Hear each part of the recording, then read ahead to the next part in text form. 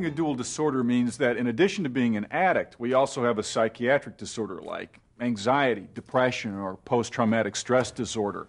So those of us who have a dual disorder, a relapse can happen either in the psychiatric disorder or the addiction. Psychiatric relapse or recurrence refers to a new episode of illness after a period of remission. I might be feeling pretty good for a while, and then I'll notice the symptoms of my depression returning, like I'm not getting enough sleep, or I lose my appetite. That's a warning to me that I'm headed for a psychiatric relapse.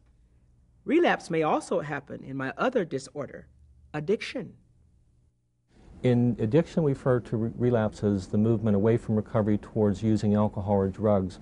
Now, the relapse process can be in effect even if you don't actually pick up alcohol or drugs. We call that building up to drink or building up to drug use, and there are some specific warning signs that indicate that that's the situation.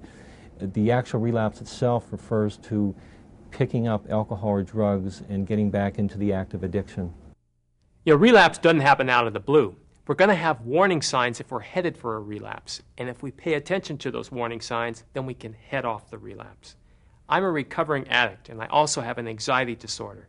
And the longer I'm in recovery from my dual disorders, the quicker I get at spotting those warning signs.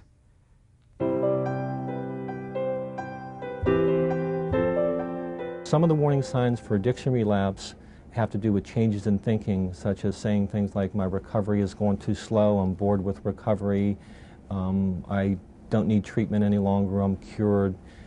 Some of the emotional warnings